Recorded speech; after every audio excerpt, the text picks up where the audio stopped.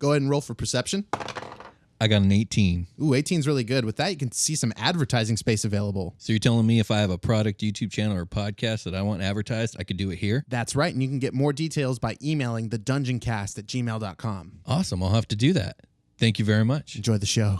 Hey, everybody. Welcome to the Dungeoncast. I'm Will. I'm Brian. This is the podcast where we talk about everything Dungeons & Dragons, from rustic riders to ruthless reapers. And today, we're talking about Revenants, and we're talking about Deathlocks. Cool.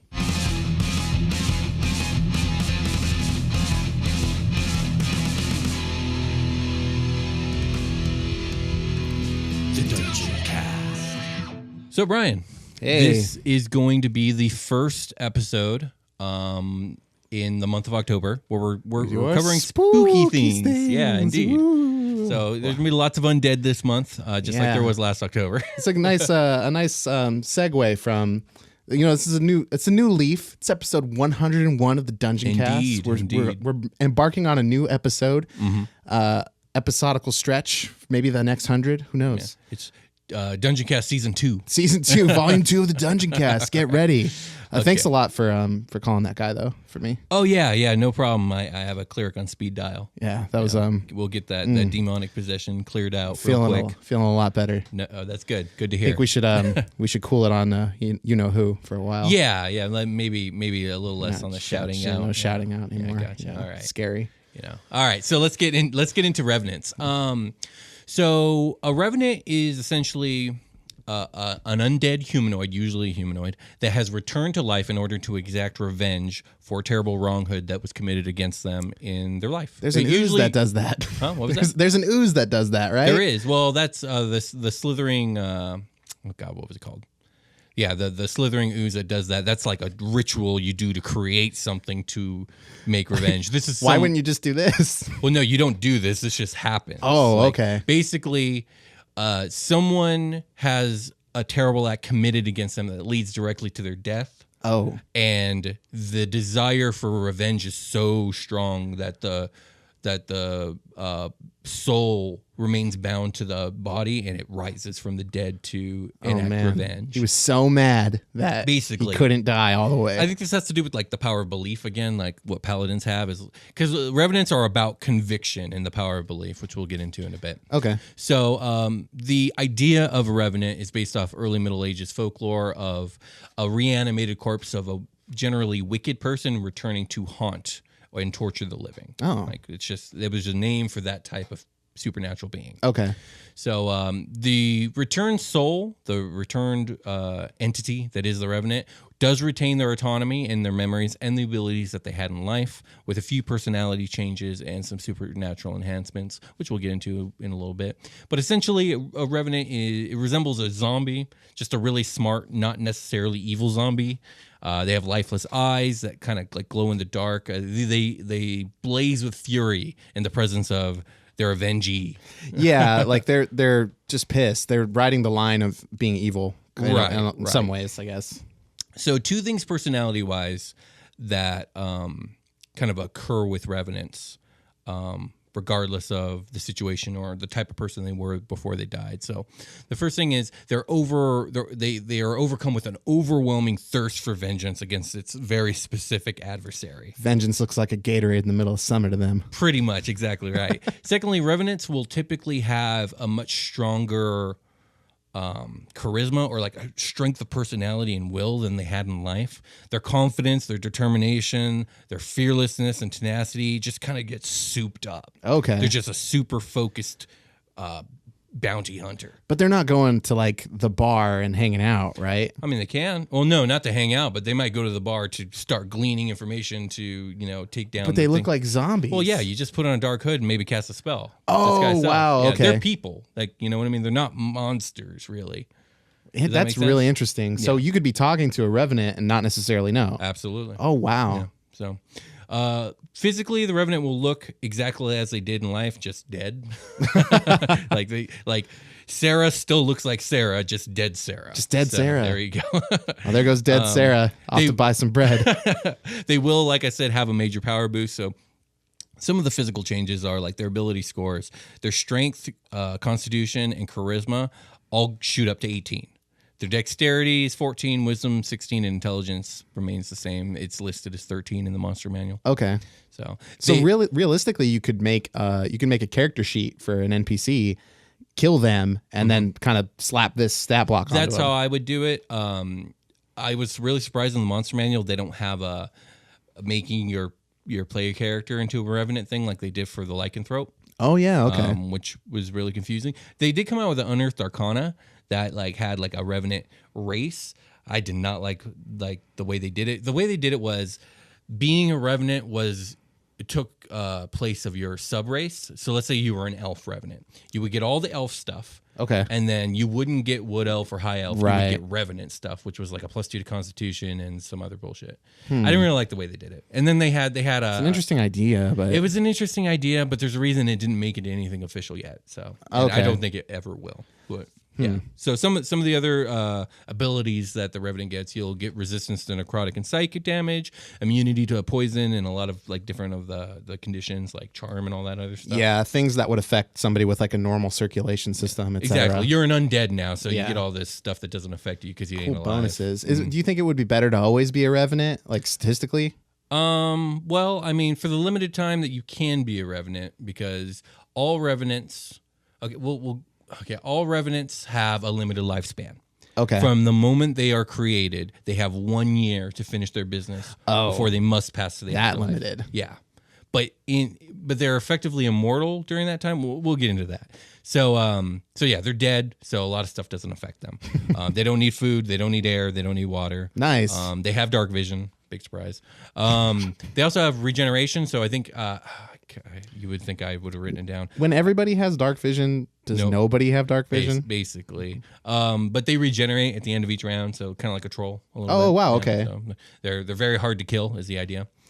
In addition to the number of physical enhancements that a Revenant gets in comparison to like its living self, it also gets a number of like inherent supernatural kind of unexplained abilities. Okay. I think because the nature of Revenants isn't evil, they're immune to turn undead. So clerics can't turn nice. them. But which makes sense because Maybe their challenge rating is just too high.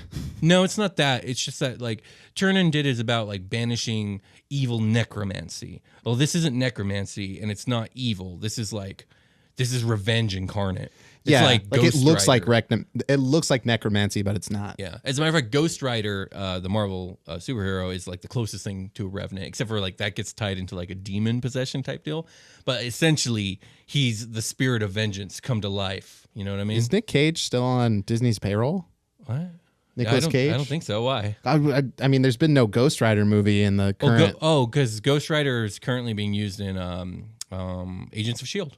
Really? Oh yeah, it's really cool. I thought it was really cool. I didn't know that. They used but it's not Nicolas Cage. No, God, okay. No. Dear God, no. No, as a matter of fact, it's not even the same character. It's not even Johnny Blaze. It's a different Ghost Rider. Oh my God, yeah, it's the more modern one, the one who drives like a muscle car. It's nice. Robbie Reyes, I think is his name. He's really fucking cool. He's got a really cool look, and I like the guy who plays him in Agents of S.H.I.E.L.D. And I didn't expect to like the Robbie Reyes Ghost Rider in the show because I'm not a huge fan of him in the comics, but he's fucking cool. Is that like the I want more of this guy? Is that like the Miles Prower kind of thing? Is that his name? The next Spider-Man, the next generation of the superhero? Oh, Miles Morales. What is Prower? What is that?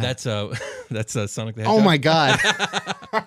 I mean, also a very cool character. Yeah. But, Miles Morales, he's from the Ultimate Universe. Oh, well, yeah, not anymore, but originally from the Ultimate Universe, and he was kind of like a student of Peter Parker. Right. He got powers in a different way, but he got the same powers, and he ends up taking over. Spoilers for the Ultimate Universe: the actual Peter Parker fucking dies. Yeah. And Miles Morales is the only Spider-Man for a very long time in that world, and it was a very good storyline, very good run. I think Brian Michael Bendis wrote that. Very good stuff. But anyways, back to Revenants.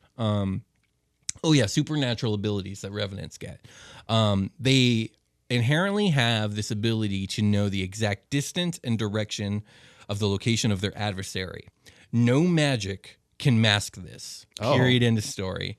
And even being on different planes of existence does not affect its effectiveness. Okay. They fucking know where you are and how far it is to get to you. Oh, no. Yeah. So, furthermore, if the adversary dies at any point, the Revenant will know, and then they'll probably just die on the spot. Because, man.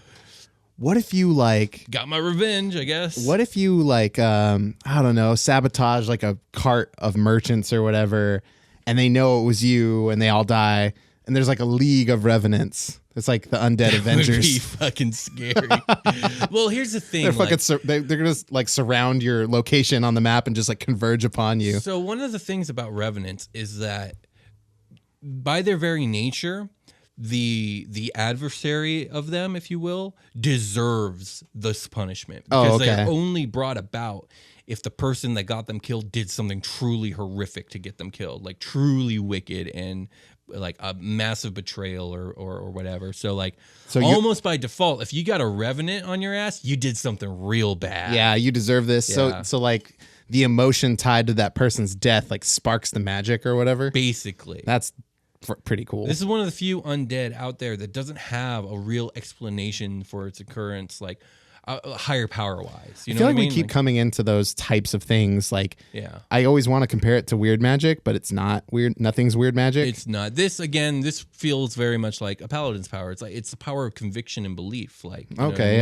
you are so transfixed upon revenge that like it's now become tangible, right, to a certain degree.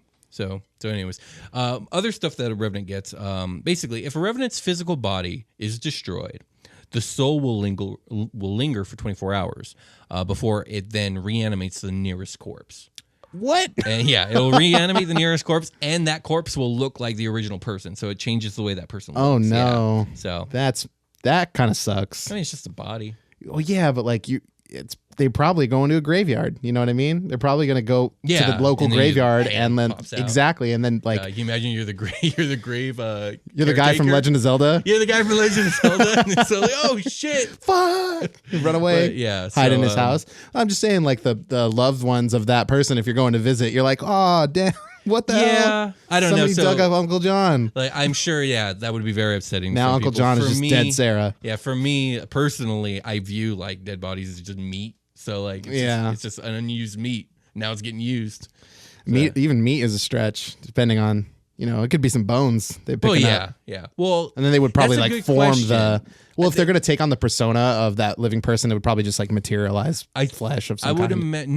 But I don't think that's the case because like as the revenant like exists and lives its life, it will be rotting. It'll be harder to disguise itself. So like, I would imagine that the soul would choose the least rotted corpse. Like the freshest corpse? Yeah. The most likely to get visited? The freshest body, yeah.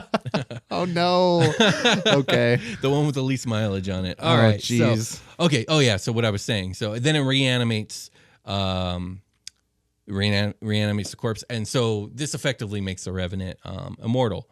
With one of the caveats being, remember, they only have the lifespan exactly 1 year, which I like, but I feel like it should actually be they should have the lifespan of 1 year and 1 day, because that is a common thing you see throughout ancient mythology of like, deals being made with like higher beings. Like, I give you a 1 year and 1 day to succeed at the thing that, and if you fail, your soul's mine forever. It's like deals with devils and stuff. It's usually you get a training day. Yeah, you get a training day. I don't know what it is about like. There's something very poetic sounding about like a year and a day versus just a year. Well, maybe it's like 12 o'clock and it's like half today is gone. So like you get a freebie, Sure. I like that. That's cool. Yeah. That's too funny.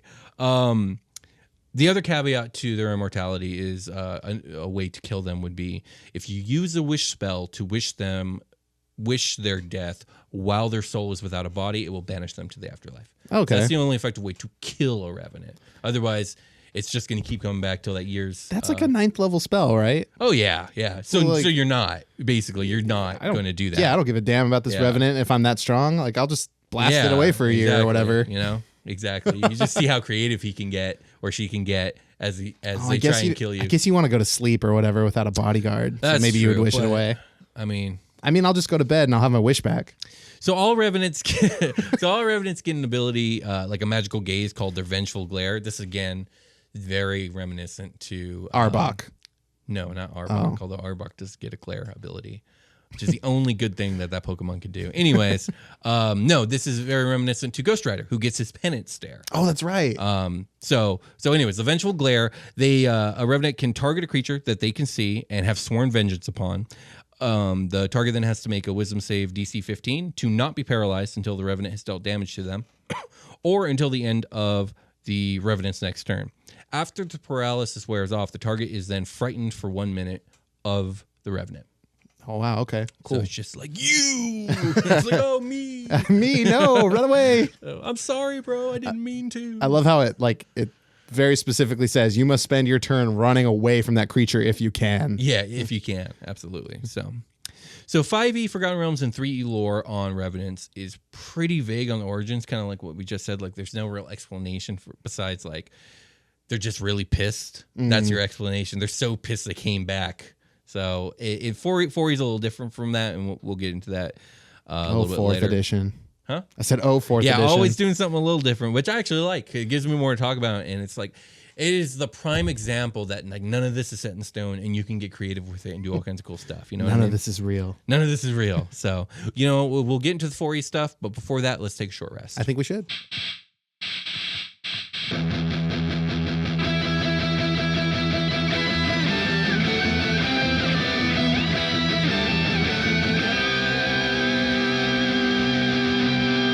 Hey everybody, welcome to the part of the episode we're not talking about the last thing we were talking about, that spooky Revenant shit. Now we're going to talk about how much we love you. We love you. We love you. Don't forget it. Thank you for listening to the show. Thank you for talking about the show. Speaking about talking about the show, what do you get for talking about the show these days? Well, I heard there's something new. Well, there's a contest going on where we are giving away 2 copies of the newest D&D book called Guildmaster's Guide to Ravnica. And the way you enter this contest is by spreading word of the show via social media. So that can be anything from a Facebook post, sharing us via Twitter. You can make a Reddit post being like, hey, check out the show. Like, literally, if you share our show on the internet with other people, and then you go ahead and email me a link or a screenshot or any type of proof that you did this thing, you'll be entered into the contest. Make sure you ask your mods if you're posting it in your forums or whatever. Yes, blah, blah, indeed, blah. We don't want to get anybody banished. Yeah. Don't break any rules by any means. Yeah. But we're going to go ahead and announce the winners on November 20th, which is the day that the book is released. And this is a pretty exciting book. I'm expecting some new races, and I'm expecting some new class options of some kind. But this is a setting I am completely unfamiliar with. It's a Magic the Gathering setting, and we will be doing a review of this book, so I'm excited to see what's inside of it. There might be a special Magic the Gathering card inside of it. That'd be interesting. Legendary rare or whatever the hell they call them. I don't know. I don't play Pokemon, man. I don't know. Cards are great. Anyway, find us on Twitter at the Dungeoncast. Email us at thedungeoncast@gmail.com. Or wherever you get your podcasts, like iTunes or whatever. Hey, leave us an iTunes review. They're usually really, really, really, really nice. Indeed. And I love to read them. Me too. Thanks a lot for everybody. We got our first, sorry to interrupt you. We got our first review from Sweden. Oh, nice. It's really cool. Thank you, listener from Sweden. Yeah, if you're listening from Sweden, tell your friends, because there's not a lot of Swedish people listening. Indeed. But thank you very much. No, really, we really appreciate all of you duking it out to the death over these contests and stuff. Don't rob any banks, and tell everybody about the Dungeoncast. We don't want you breaking rules. There's usually a lot of people in banks at 4 p.m. though, so if you want to go into a bank and just shout us out to the heavens, just walk in with a boombox and the podcast playing on it. Shout out to Diva. Yeah, don't do that, Brian. Don't do that. Let's get back to the show. We talked about this. Let's go back to the show.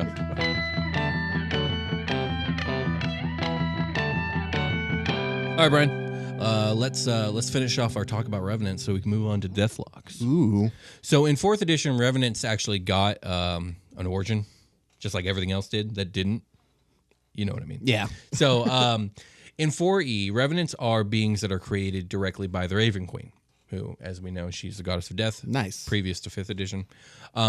She would reincarnate souls of her specific choosing, and she gives each... Which doesn't make sense. What do you mean? Because she's the goddess of death, so she's making undead stuff. I think we've talked about that before. No. Remember, I talked about this at the Raven Queen episode. Like, she has this problem with undead, but it's not that she has a problem with things that are undead. She has a problem with all undead that don't serve her. Yeah, okay, that's what it was. She wants to be the ruler of death, and she was denied that domain, so it's like a real pet peeve of hers. It's like, only I get to make undead. Yeah, basically. And like that's why her and Orcus have beef, and her and Vecna have beef. And they always die again. Right. Because that's me. Right. Okay. So she reincarnates these souls of her specific choosing. She gives each of them their own unique form that she designs, but they essentially just look like Hot Sarah. Topic zombies. Okay. Like real gothic chic. I see. You know? They Almost look like cool. Shatterkai. Almost like Shatterkai, but 4E even more Shatterkai. gothic. Yeah. Okay. So, yeah, but they're pretty cool looking. More They're actually piercings. they're a direct playable race in 4E that you can play them, and they don't have the weird lifespan thing going on either. Okay. But basically, the relationship between the Raven Queen and her Revenants is similar to a Warlock pack, kind of. Basically, Oh, nice. She gives them power to exact the revenge that they want on the wrongdoers or whatever in exchange for they're now her eternal undead agents. So the year timeline is totally out Yeah, now. no, they serve her for they get to go back to the material plane, do the thing they want to do, and when they're done, they're hers, and she uses them as pawns. They're her direct agents and whatnot. All of the immortal creatures in D&D just like are super into chaos theory. They're just butterfly affecting everything. I guess so. Yeah. They have the time.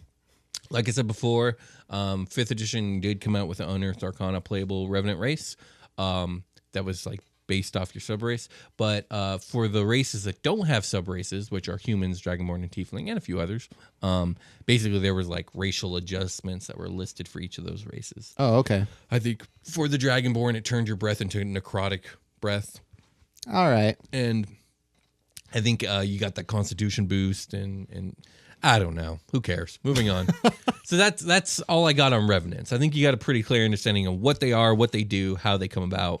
You got any questions about Revenants? Nah. Okay. So moving on, let's talk about Deathlocks. Okay. Which were a thing I didn't know about until Mordenkainen of Stone of Foes came out. Oh, Because all that's right. where they were presented. And they're pretty cool. I really like the idea. So the idea here is that when a warlock makes a pact with their otherworldly patron, it's not just a promise or the signing of a contract. There are actually powerful magics at work that bind patron and warlock together and enforce whatever deal it is that they struck. Okay. So like both participators have to do what they agreed on. Okay.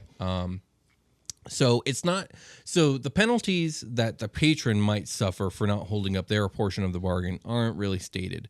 But one of the many ways in which a warlock is punished for betrayal or failure to uphold a contract or just generally unsatisfactory performance Okay. is to be turned into a deathlock. Oh, shit. So Mordenkainen of Stone of Foes indicates that this happens after the moment of the warlock's death. So basically, you could, let's say you're a warlock, you make your pact, but then you say, fuck your pact and start doing whatever you want. Well, you're good until the moment you die. The moment you die, you get turned into a deathlock. Okay. So a deathlock looks like pretty much a standard humanoid undead, like basically a zombie or a white. You know what I mean? Yeah, okay. I can see what you're talking about. Pale, rotting flesh, glowing eyes, you know, that whole shtick. The whole standard. They do look like themselves, kind of like Revenants do, but Just dead. just dead. Yeah. Exactly. And then they begin to rot and all that other stuff. So like Cask of Amontillado style or something. yeah, sure. Okay. So a Deathlock retains its memories, its intellect, its abilities, and most of its original personality from its previous life. Okay. The main difference is that they are overwhelmed with the urge to serve and obey their patron. And any ambition or goals that they had in life that displeases or does not fit like the agenda of the patron strips away. So they just are a cleaned up, like, this is the employee I thought I hired. Right, exactly, right. That's Okay. exactly what it is. That's Got it. hilarious. You're going to do it. You're going to like it. You're right. And so at this point going forward, the only purpose that drives a Deathlock to do anything is its master's The will desires. of the patron. Okay. Indeed.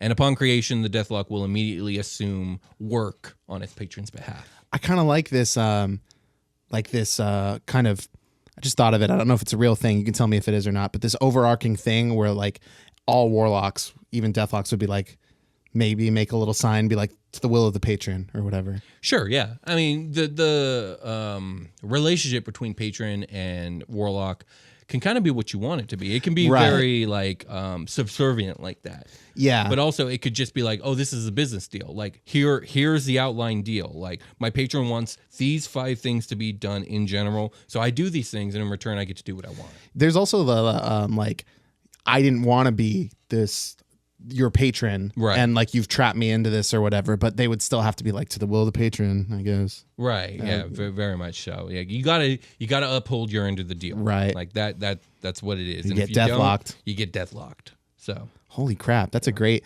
like, I don't want to be a warlock anymore.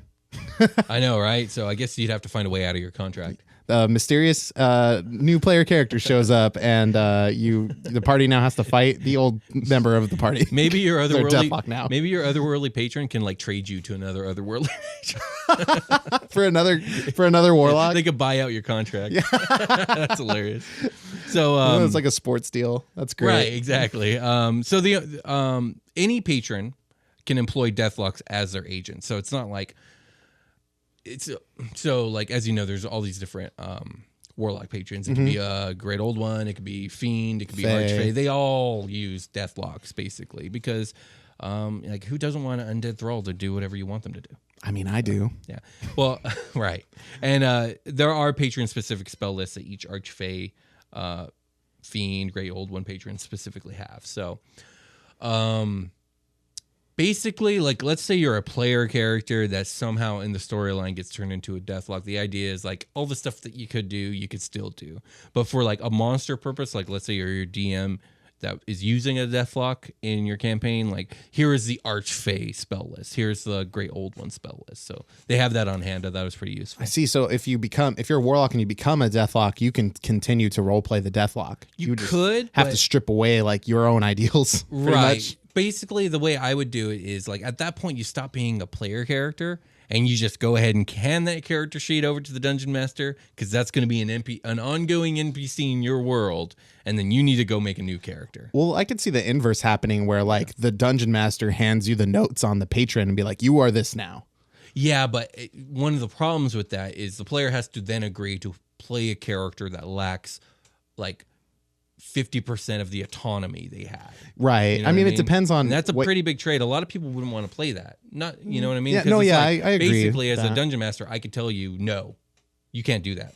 Yeah. Hey, like, check yourself. That's not in line with that character. Right. Like, you need to role play the patron at that point. Yeah. So if you feel like, oh, I want to role play the Raven Queen as like the embodiment in a Deathlock form, pretty much. Then I could see somebody like, no, yeah, I'm gonna switch it up and do that. Yeah, you might want to do that, but for the most part, players aren't going to want to do that. No, yeah, probably not. I mean, it just sounds like leaning in really hard to what you agreed to do as the warlock. Exactly. But yeah, you're dead. Now you look like you went shopping at Hot Topic, right? Indeed. So, despite the general enthrallment of Deathlocks, they're not mindless and they're not minion level servants. They're usually used in commanding positions over the lesser agents due to their innate power and their shrewd intelligence. Because like as a warlock, they were a hero character. Right. They had power. They did and they cool had agency. Spells and shit. Yeah, and they usually like if they made the deal, it was because they were competent enough that the patron wanted their service. Right. So. Yeah, they're not just low-level minions that you throw your player. Yeah, they're like a characters. Commander, like you said. Yeah. Some kind of lieutenant or something like that. Exactly. So, like I said, they have a lot of the same abilities, but they do get some new abilities as well. So, some of the powers that the Deathlock gets are like some of the ones that the Revenant gets. Like, you don't need air or food because you're undead now. Nice. You're immune to exhaustion and poison, because you're undead now. Yep. You're resistant to necrotic on all bludgeoning, piercing, and slashing damage that isn't silvered because you're undead now. Nice. you get dark vision because everyone has that. Not because you're undead now, just because that's what we do. You do get resistance to turn undead, which is kind of interesting. I think that's just to show like you're a powerful undead. It's harder to like turn you. You don't have the power of vengeance to like back you from being immune to it, but you do have the power of patron to make it a little more difficult. Yeah. And then like the big thing that Deathlocks get is they get a Death Claw attack.